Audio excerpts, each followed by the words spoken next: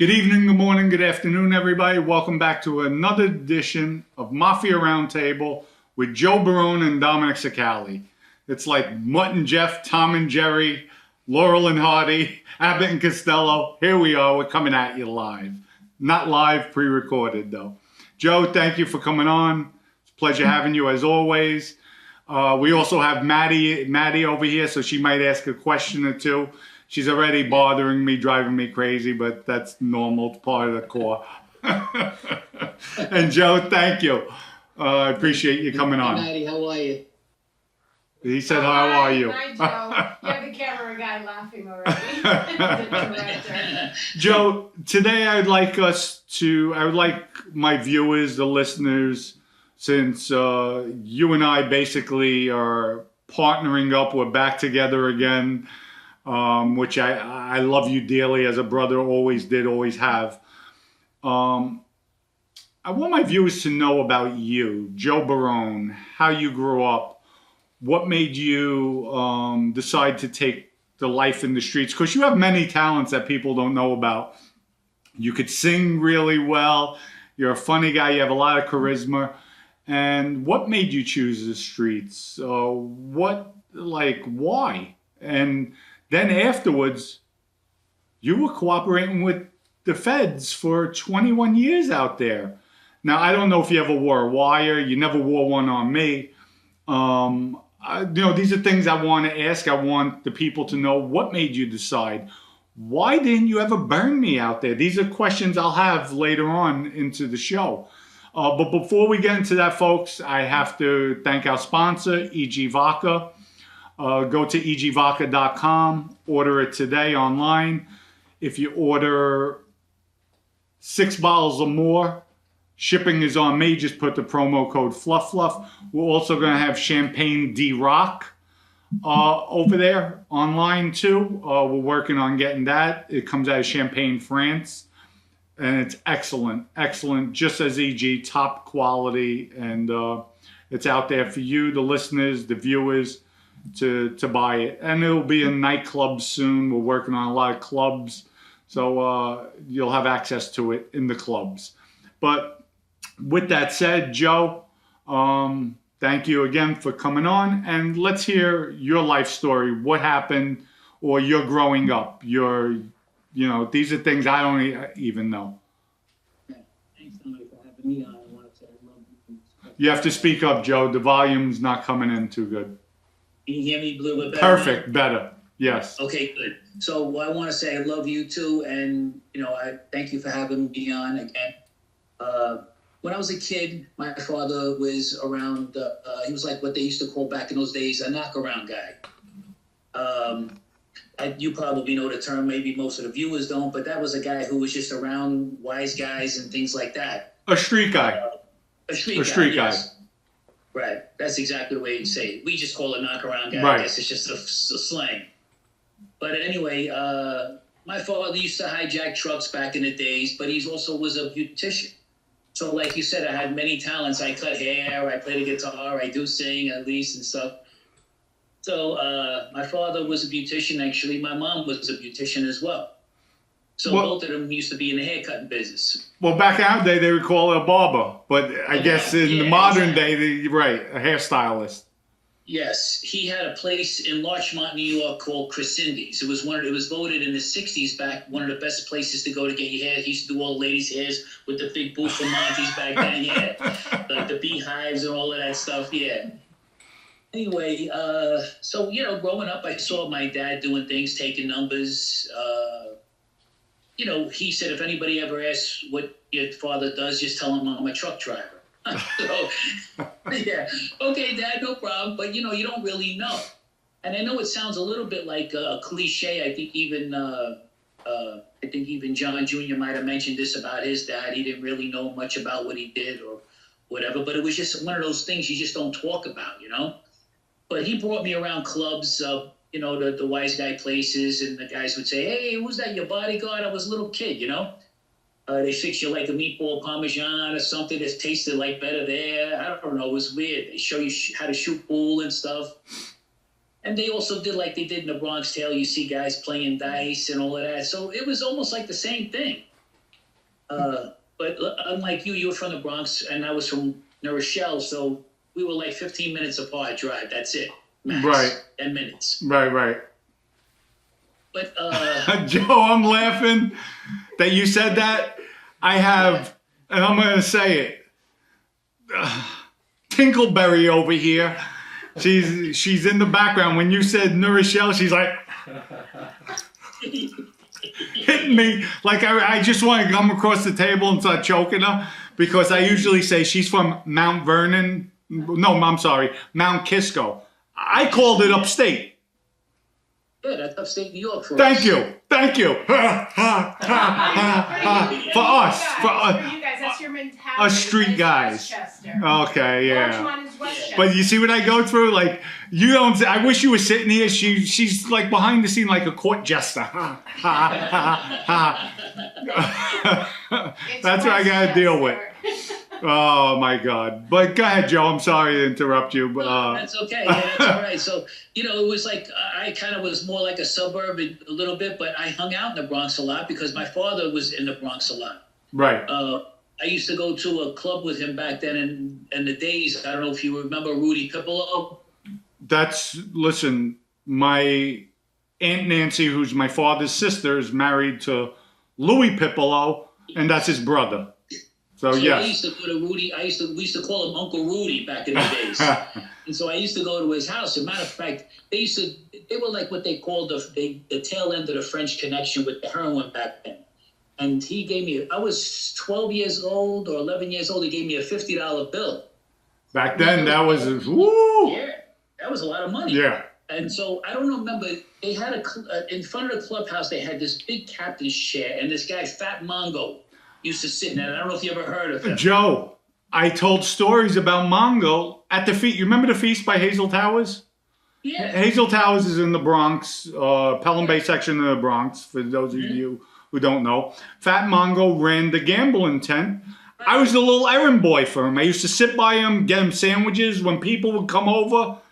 Just like in Goodfellas, Henry Hill. I was the same thing, going to get sandwiches, drinks, beers. And at that time, I was 11, 12 years old. And they would give it to me, so they knew I was with Mongo. So I'd get the liquor, come back, and I'd get $5 and $10 tips. And yes. I didn't know this, but yes, I knew Mongo very well. So that's what we said. I remember him sitting in this big captain. They had this chair outside the club. I was like, okay. So, of course, I knew Tommy Pippolo, too, Rudy's brother. He used to come to my house all the time in Westchester. I was good friends with his two daughters. And they used to, my father and Tommy and Rudy had a place in New Rochelle on Main Street. It was a little delicatessen. And all the guys used to come down there, and I would give them the coffee, and all of that stuff back in those days. So everything we had is almost kind of similar, you know what I mean? Right. So, you'd be around those kinds of people. They make you feel good. You feel good being around them, I mean, it's, you're with the big boys now, Especially as a kid, it's impressive. It's like the other kids look at you, oh my God, he's with so-and-so, oh my God, look at that. It's impressive. You feel good. That's what the streets suck in these young kids.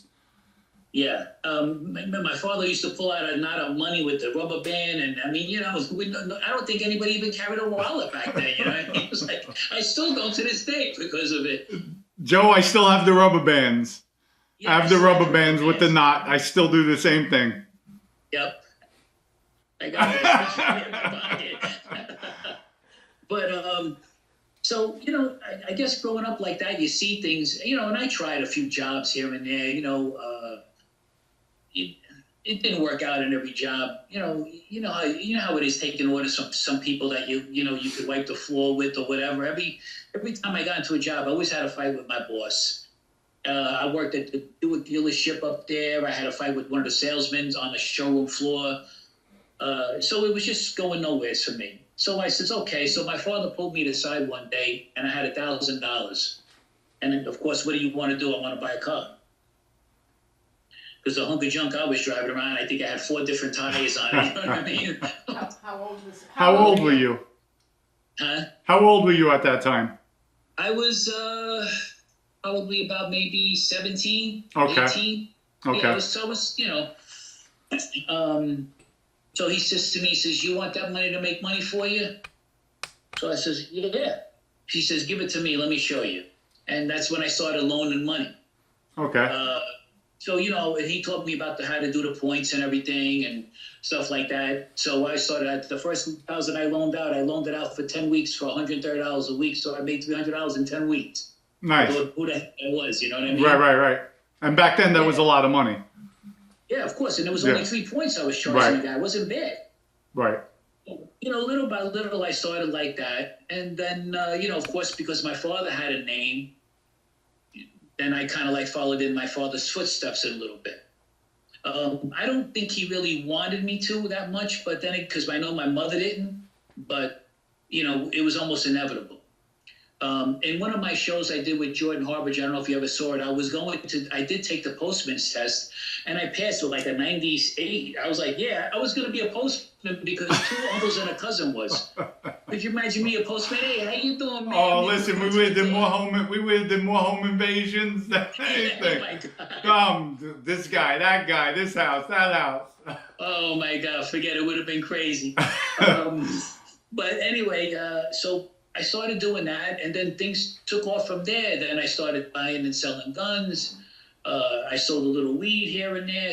I started robbing drug dealers that were selling cocaine on Amsterdam Avenue in the Bronx, like New York or whatever they called that. Yeah, no, that was known for. Listen, that's where I used to pick up packages too when I would party Amsterdam. Then one of my friends got shot robbing him, so then I never went back.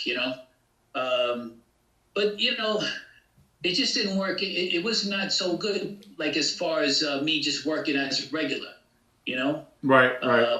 So that's how I kind of did it. And then everybody respected me. And then after my father had to go away and everything like that, I took over what he asked me to take over. So don't forget, now he was with the Genovese family. Right. Was he straightened out or not, Joe? He got straightened out just before he went away. It was... I think Barney had him straightened out. Okay. Because my father went away his first bid for heroin. Okay.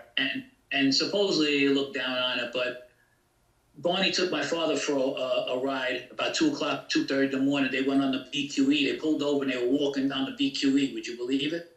Wow. Because he knew they were following him. So he did stuff that you did, the stuff when you used to duck guys and stuff. I don't know if you ever told anybody about that story about you and Ace, but we could always get into that again if you want. Yeah, what was that? You remember when you had to drive around, the feds were following you when you yeah. Body shop? Yes, the okey doke. Yeah, no, we'll go into that. We'll definitely go into that. We'll talk about the hit on Greg Andres later on. That's had to do with that. But go ahead, Joe. Continue with you. Because I want the viewers to know more about you, because there was a time you went away too, right? You did time? Yes. So after my father had he got straightened out, and because he had told me they were going to straighten him out, and he knew he couldn't say no, and I knew it was a big show of respect, and I think that's what he was always going to do after. Because when I was away on my first bid, there was some guys that I met that knew my father. I had some pictures sent in. They said, yeah, they told me a lot of stories, which was nice to hear that I never knew. Right.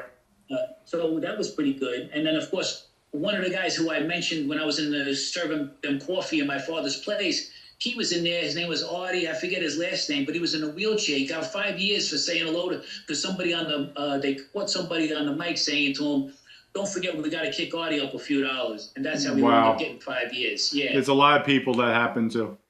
Exactly. So he came to me. He said, this is the kid, Danny Ticchio. He was a skipper from Staten Island. Took me over to him. They said they want to meet you. So all the wise guys are in the rec room, and I was in Otisville. And he said, this is the kid here you're talking about? I said, yeah. I said, hey, how are you, Artie? He goes, I always said hello to him. He says, you don't remember me, kid? I said, I was like 11, 12 years old. He says, oh, man. He says, how's your father doing? I said, well, he died. At that time, he had passed away already. Now, how did he die, Joe? Go ahead, take a minute. I know you loved him dearly. That's what sucks about the life. That's what, now here's, and this is what I want to show the kids out there too. It's not they lure you in like it's so glamorous, it's impressive, and you with the wads of money, the showboating, the girls, the women, just everything. And then here you go, like somebody does something you don't like, or there's a new power in charge.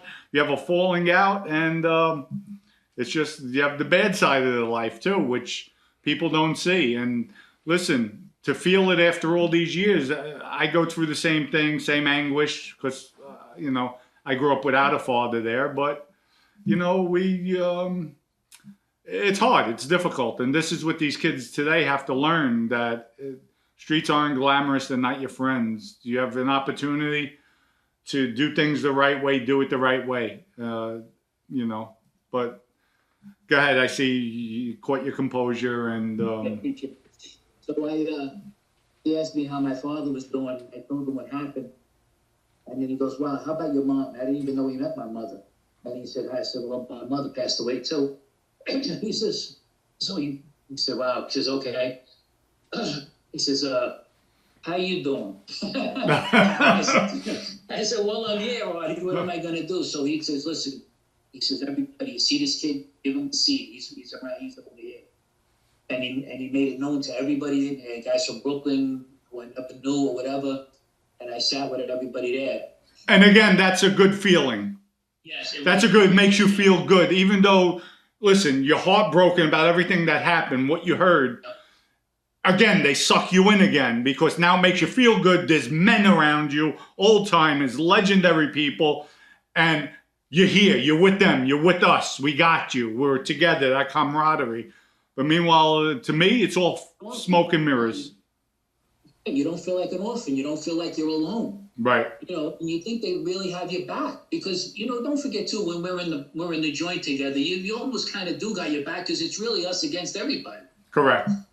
But there was a couple of guys in there that they still acted like they would leave the button at the door. Like there was a guy, Joey Bang Bang, they used to call him. He almost had a fight with him too. He was asking me about my case. I said to him, "Am I asking about your case just because you heard something from my co-defendant?" Right. Mind your business. And your co-defendant, because I stuck up. Your co-defendant was Big Billy, right? Yeah. Oh, you remember Billy? I did time with him in Talladega, Alabama. Yes. I was away with him. Big, cock strong, but as far as upstairs, he wasn't the brightest. He wasn't the sharpest marble in the box, if I may say. It was like when you met Sally Locker the first time. What'd you say? He's as dumb as rocks, right? It's just, it's amazing. It's amazing. But you know what, Big Billy? Oh, all right, Bo. Yeah. Okay, Bo. Yeah, okay, Bo. Yeah, he was. I told him, he didn't listen to me though, but he wound up saying things about me too. Anyways, I don't care though. He's not a bad person. He just was not really all there, But so my father had gone away. He had to go on the lam. He told me he was leaving. Actually, before he left, the FBI came to our front door. I wasn't home. They gave him my father's card. They said there was a hit out on him. Oh, yeah? They said by law they had to report, tell them that there's a hit, and if you want to come in and talk to us, here's our card. My father said, no, that's okay. No, I'm okay. He said that they had intercepted a call that we got to get rid of JB. Wow. I don't know if that's true or not, because my father's last murder, because I think he had supposedly 4 under his belt. They said that they were going to get him for this one because, I don't know.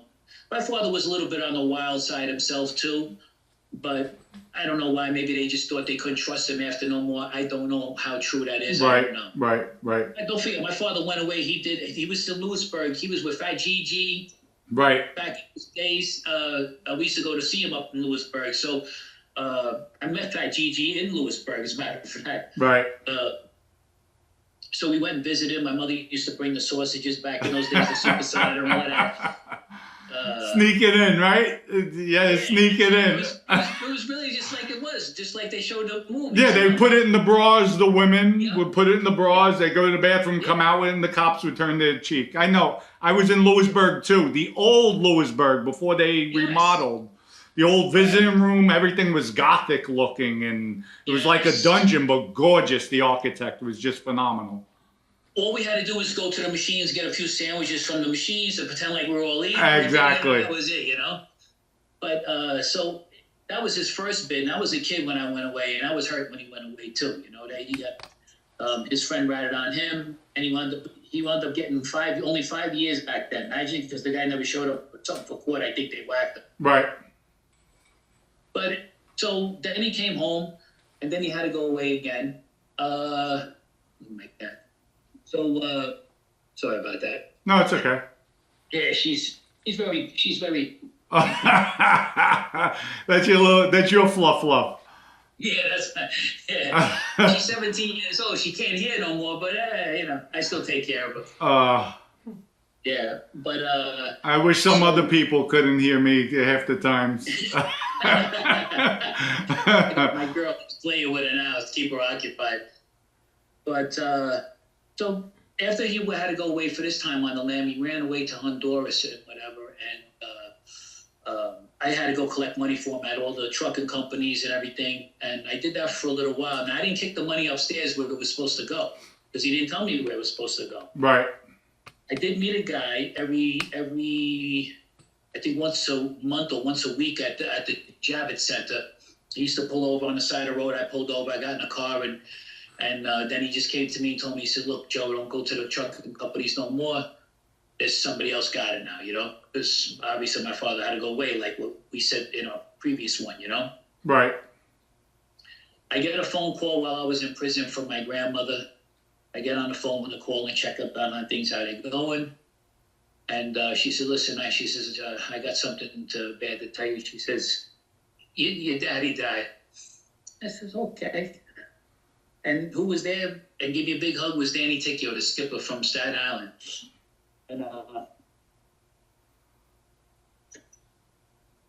And what family was Danny with? Thanks, babe. I remember that day. What family was Danny with?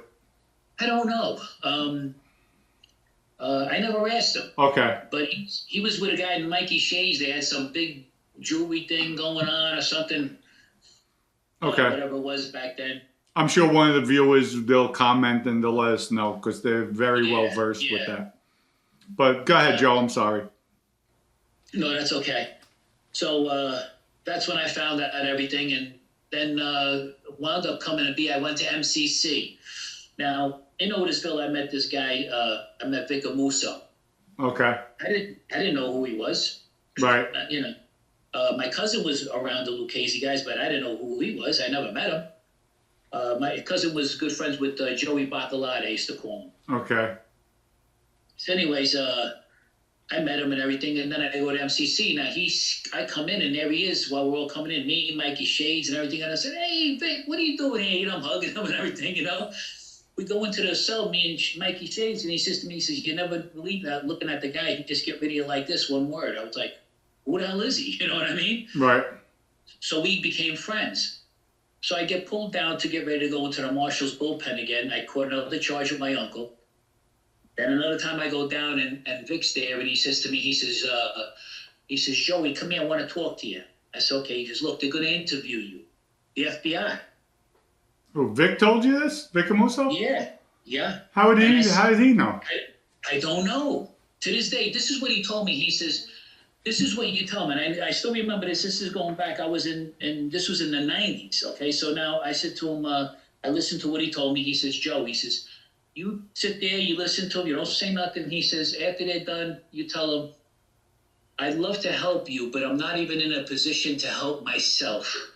That's exactly what he said to me, to tell them. And you know what? And just to clarify for all the viewers, Vic Amuso is the boss of the Lucchese crime family, doing life in prison. I know of him through Oscar Ansorian. Gas Pipe's the one that told on him, gave him life. That's Anthony Casso. And Vic is a stand-up as they come. Yes. So Vic, from what you just told me, definitely had to get word from the officers in that institution, because if they know the feds are coming in to see somebody, real quick, one of the officers will tell them, "Listen, this guy Joe's going out, be careful." And he probably tipped you off knowing they're coming unexpectedly to pull you, to speak to you, and try to get information out of you. So he was schooling you. That's what the mob does. Maddie has a question, Joe. How many years did you do at MCC? How many years did you do on that bid? Okay, on the whole bid, they gave me 4 years, but I wound up doing 3 years and 6 months to the day, and I didn't have to go to the halfway house. I did it to the 3 years and 6 months and then walked out. Okay, good. All right, so go ahead. When Vic told you about with the feds. He made me sit at his table. He told me he wanted to make a combination to his locker, but I said, look, I'll wait for you because he was going to be in court, obviously. He said, help yourself to anything. So I was close to him. And he was good to me, you know? Right. He knew, and so he was right. When they came, the marshals came to get me. I thought I was going to court, and we're walking down this hallway, and there's the 2 FBI agents. They says, well, you got to go with them now. And I was like, okay, and here I went with them, and that's it. You know? Was that when, did you start cooperating at that time? No. What happened was I listened to what they said. They showed me, I went in there was this guy Rosenberg, the AUSA, one of the guys that I did wind up working with my whole time I was cooperating, and my attorney, and maybe one other FBI agent. So I looked at my attorney and I said, what's going on? I told you I'm not talking to these people. He says, hold on a minute. I says, you mind if I have a minute? They gave me a minute with him, and they said, you got nothing to do, listen to what they got to say. So I did. They came in, and they said, hey, Joe, we wanted to ask you some questions and stuff. And I listened, just like Vic told me to do. Right. And then the whole thing that really got me there was, I didn't know this, Dominic. They showed me a stack of photos about this high. And it was the cemetery where my father was. Okay. And then they showed me the pictures of him. They dug him up, and they did an autopsy on him. The feds dug him up? The feds dug him up, Joe? The feds dug him up, yeah. I didn't know that he had gotten permission, I think, from my family. I had no idea of this. That they can exhume the body. Right. So the last time I saw my father, he had a... Take your time with it. So I know it's hard for you going back. Thank you, And I can always jump in because, I love to talk, so.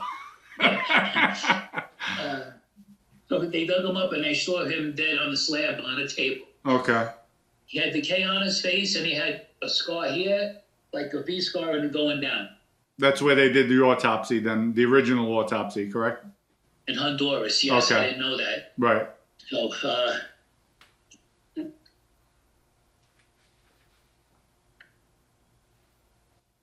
sorry, pal. No. Take your time. Take some water, drink some water.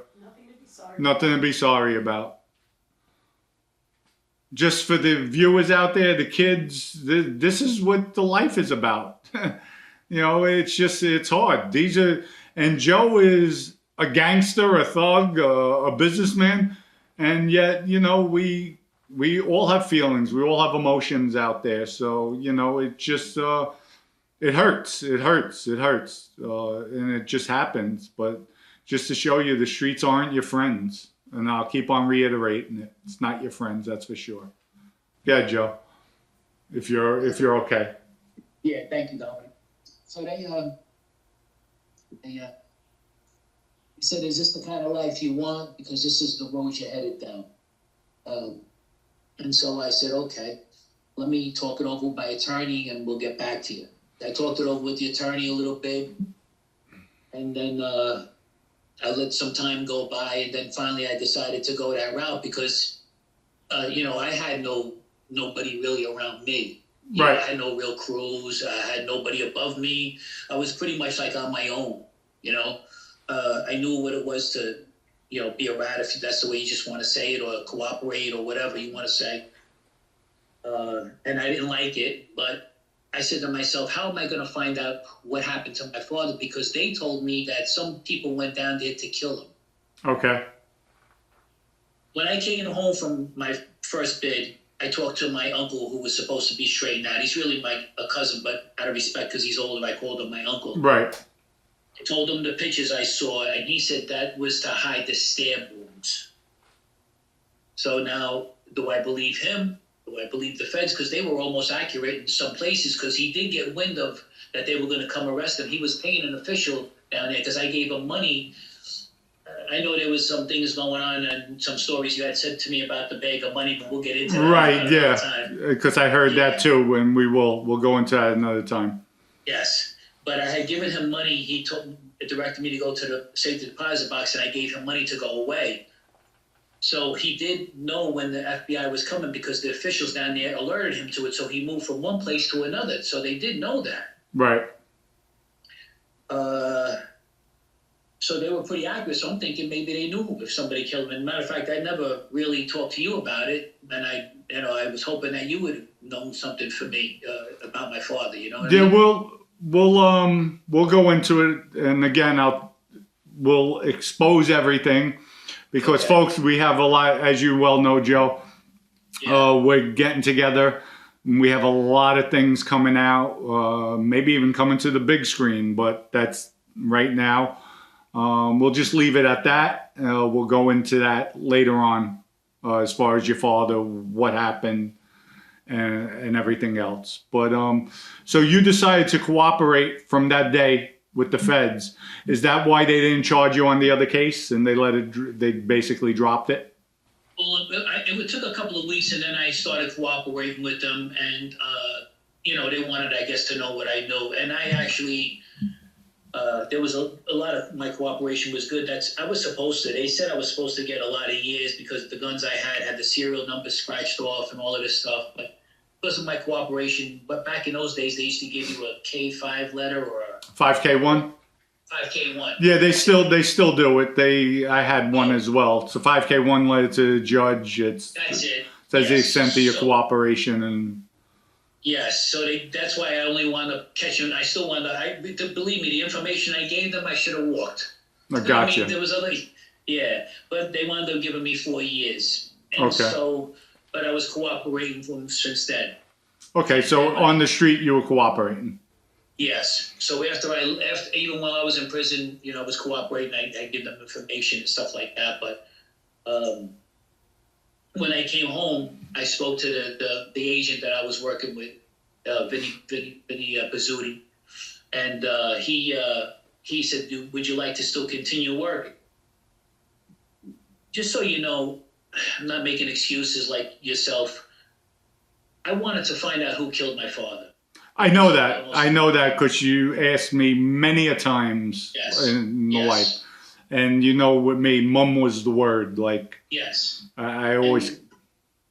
And that's why I did what I did. I'm not saying it's right or wrong or anything, because I know what loyalty was about. Because, as you said, there's some things that will probably come up later on about us.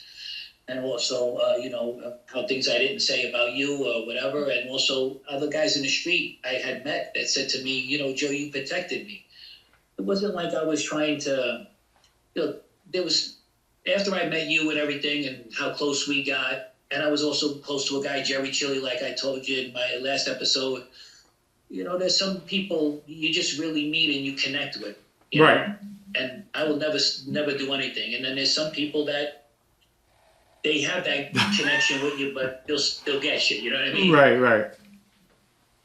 But so I was cooperating then. So I think I cooperated. It might have been a total of 18 years, maybe 20 years total. Wow. Okay. Were they paying you at all? Never wore a wire. Were they? Oh, you never wore a wire on anybody. Ever and anyone. Matter of fact, I have FBI reports at one time. I'll show you another time if you like. How accurate my information was. Right. Were they paying you anything? Did they give you expense money? What they did was they would reimburse me if I spent money, but they never gave me money like to do a job or anything. Gotcha. I told them I spent a few $100, a couple of $1,000 or whatever. They said okay. I was allowed $100,000 a year. I found out. Oh wow! So you're telling me when I took you with me to the strip club, you told them that you spent $50,000. I should have did that. I was a fool. I said, look, I just blew 10 grand. I had to. He's my captain. I have to put out the money. I was so stupid. If I would have only known, but I didn't know that they had that money aside for me. I only found out after I went on my second case. I found out. Right. That's actually when I started talking to Vinny more, because remember, you didn't really introduce me to Vinny. right away in the street. Right. And we'll go into that. We'll go into that to another episode with you and Vinny, because what you had, the little bits and pieces you told me were mind blowing. And then even what I heard after I cooperated, I was like, wow, I was impressed. But that'll be for another episode. More about you know what? Tell the viewers how you and I met. This way they see how our relationship built and grew. And it was like, to me, it was instantaneously we hit it off from day one, from the first day I met you. You have to speak up, Joe, the volume again. Sorry about that. No, Is it better now? Yes. I was dating your cousin Nancy Ann. Okay. And you were still away at the time, and there was a picture of you she had on her in her living room. I said, "Oh, who's this guy?" And she said, "Oh, it's my cousin." I said, "Really?" And she started telling me some stories of this and that. She says, "You two guys," she says, "if you guys meet," she says, "you guys are going to hit it off." So I said, "Okay." So sure enough, you come home, and then I met you at Nancy's house, and it just took off from there, right from the beginning, right away. Yeah, I felt that way too. Did you think like, oh shit, I'm gonna have to tell on this guy, I'm gonna have to give information? Knowing I was a street guy, did you ever feel that way? Never. No. I didn't even thought about it like that. Even when we were talking about, there's some things we talked about that nobody even knows still, and not at the FBI, and I don't think I've ever told a living soul.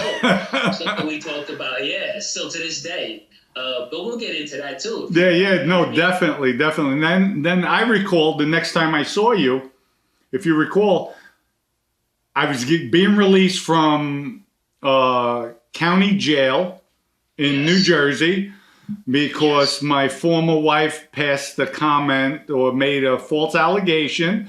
Matter of fact, let me back up. This way everybody understands the story. Right. It was my birthday. Later that night, I fell asleep. All of a sudden, I felt a presence over me. It's about maybe 12 o'clock at night. I had to get up for work in the morning. And she's standing over me with, you remember the flip phones, right? Yeah. She has my flip phone. It was a Star Trek phone, like Star Tech, Motorola. Yeah. So she says, "Who does this bitch think she is calling you? What does she want to have sex with you? I'm tired of this." And I'm like, I'm in a grog. I'm like, "Who?" She plays the message and I hear, "Here, brat, just calling to wish you a happy birthday." And she thought it was my cousin Nancy and your girlfriend. Yeah. She snaps the phone. One thing led to another. She came at me with a knife. I get it out of her hand. She calls the cops. She wants me out of the house. I say, "I'm not leaving." They lock me up for the O.J. Simpson law. I go to jail. I'm released. Vinny sent somebody to bail me out, put up the bail. I'm released, and you came to get me with all my clothes. We went to the house, and then we went back down to the Bronx. And then for the viewers who don't know this, she recanted everything in court, said it never happened. The judge was upset. They dismissed all charges, and I never went back to her based on the fact, how could you not only call the cops on me, but you made up a lie? And she was obsessed that I was sleeping with my cousin. And we were brother and sister. And to make matters worse, I don't know if you know, my cousin that left the message was her sister Michelle. It wasn't even Nancy Ann. And she thought it was Nancy Ann. Yeah. I remember this the whole when you just said to me now. I remember when you got locked up for that, and we were like, "What the hell is this girl saying?" Yeah. I remember. You remember my car? I only had a 2-door Mercedes. Yes. Every clothes you had, I couldn't even see that besides windows. Yeah, that you loved those Mercedes, those big old Mercedes. You had a few of them. Yeah, exactly. I think I had 4 of them, but yeah, it was. I couldn't even see, but we got you out of there though. Yes, you did. And then from there, you and I got even closer because at one point I was basically living with my cousin until I found a place. I went to my mother's house, my cousin's house, bouncing around for like a month until I moved into Vinny's mother-in-law's rental house on Sherry's Avenue, but we got really, really close within a short period of time. We hit it off. Well, remember too, another thing, just to show that everybody out there the respect we have for each other. You remember you had to go with Vinny and to down. I don't know if you were going to Rails at night, and you had nobody to go. And you said, "Joe, would you mind if I take Nancy and my cousin with me?" Yeah. And you asked me, remember? Wow, what a good memory. Actually, it was Vinny and his wife, Angela, Bruno and his wife, Kathy Burke. Okay. And I had nobody because I just came down to the Bronx. I says, Yes. you know, I didn't want to feel like the fifth wheel. So my cousin Nancy joined me. And listen, between Vinny and Bruno, they broke my balls left and right. Oh, don't worry, you're kissing cousins. You're kissing cousins. I'm like, you know what, guys, go F yourselves. You know, but they were breaking my chops left and right. But Yeah, and I never thought like that. I said, Right. Hey, you guys go. Get out of here. You know what I'm listen, saying? I'll tell you stories. We'll go into it with Nancy and that was like my gangster sidekick growing up. You know, she was my older cousin, but there was a time she was living with us, my mother and I. And, you know, that was my sister. She lived down the block from me, Mulford Avenue, for many years. And, you know, we were very, very close. My first cousin. So. Yeah. No, she told me the same thing too. From when I saw the picture in her house that time. So, but I knew we got real close. And even the things we talked about, you know, a lot of people don't realize what it is to have somebody out there that you could really talk and confide in and do things with. Because listen, let's face it, you was a good earner out in the street too. You always had 4, 5, 6 things going on at Clip. I was like, okay. And you never slept. It was like you were up at 4 o'clock in the morning. You went to bed 2 o'clock. I was like, when does this guy even sleep? That was my hustle. And Joe, just so the viewers know, and I want it to come out of your mouth, was there ever a time that if you wanted to, you could have burnt me? Or when I say burnt, I mean start telling the feds about me with everything. Like, would I have did anything for you? And tell in your view if that's the case, wasn't the case. But could you have gotten me jammed up quick if you wanted to? Yes. I mean, I said some things obviously to keep things going, but there was many things that I could have said that would have jammed you up easily. But I just, you know, it was not, you know, I just could never do it. Right, there was too much. I think there was too much love between us, for us. Yeah, without a doubt. And I had too much love and respect for you, and it's still that. So what is that? That's why I'm a little disappointed that my plane didn't come there. I was like, son of a gun. I says, man, I haven't seen him in so long. I just wanted to give him a big hug, like to welcome home still, and all of that, you know. There'll be plenty of time for that. We have plenty of shows to do, and one of our next shows, I want us to talk about us, like the things you knew about me, things that could have went down with the FBI jamming me up. You could have jammed Vinny up. There's a lot of things I know you know that, but I felt looking back now, you definitely protected me. You looked out for me, and you know, is what it is at the end of the day, you know, and it just shows the love you had for me, the respect you had for me, and vice versa. I had the same for you, where I put my balls on the line for you when I heard things bad. I said, Joe, you do what you have to do, and we'll go into that on the next show.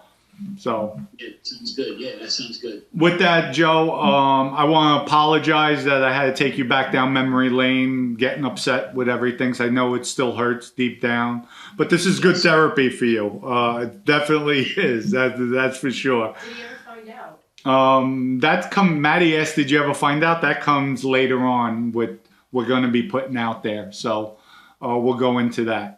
But I want to thank you for coming on again. You'll be a frequent. This is going to be Mafia Roundtable with Joe Barone and Dominic Cicali from here on out.